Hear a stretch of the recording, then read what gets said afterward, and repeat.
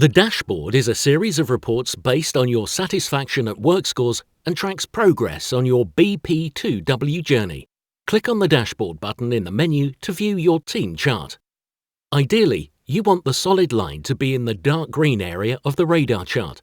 This tells us that your team's needs are being met.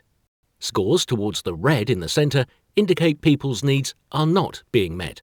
This also provides an indication of your leadership. In the Chart View selector, hover over your team's name to see a shaded view of your chart. Click the box in the Min column to see the team's minimum scores, which are illustrated by a dotted line. Click the Rank Order button to view the rank ordering of the 7 indicators and the 28 diagnostic questions. Close the pop-up window and scroll down the page to view completions, average scores and answer distribution. Click the Completions dial to see satisfaction at work diagnostic completion rates for your team. Turn down the chevron icon to see who has and who has not completed the diagnostic.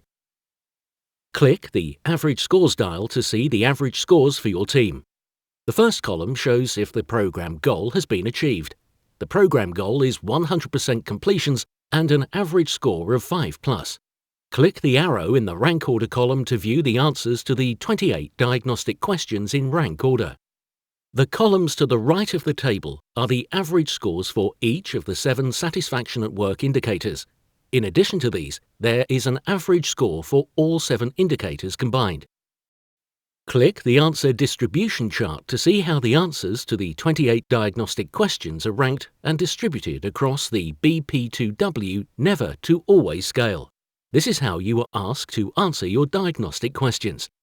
The table shows the 7 satisfaction at work indicators down the left-hand side, and across the top we have never, very infrequently, occasionally, sometimes, usually, most of the time, and always. Scroll down the page to see the pie chart and table. Hover over the titles in the table to highlight the sector and percentage on the pie chart. Ideally, you want everyone scoring usually to always, which is an indication needs are being met. Aim to keep the needs unmet percentage total to 10% or less. Close the pop-up window and scroll down the page to see historical data. Click on the Completions bar to see the completion rates for your team since the first time they started using an even better place to work. Click the Average Score bar to see the team's previous average scores. These only show on retaking the diagnostic.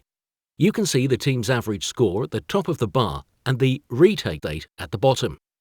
The dark blue bar shows your average score for the first time you took the diagnostic. Scroll down the page further and click on the bars to see the team's highest and lowest scoring questions. Improve the team's lowest 3 scores to improve morale. At the bottom of the page is a link to Progress Chart. This allows you to track changes to the diagnostic scores for every retake of the Satisfaction at Work diagnostic. In the Chart View selector, choose the dates you wish to compare by clicking the tick boxes in the Average and Min columns. Remember, we are dealing with people. Expect the scores to fluctuate.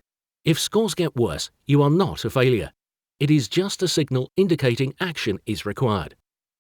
Return to the dashboard screen and click the drop-down box to see your personal chart for GB management, your personal chart for human resources, the whole New World organization, your division, Great Britain, your team, GB management, and your team, human resources.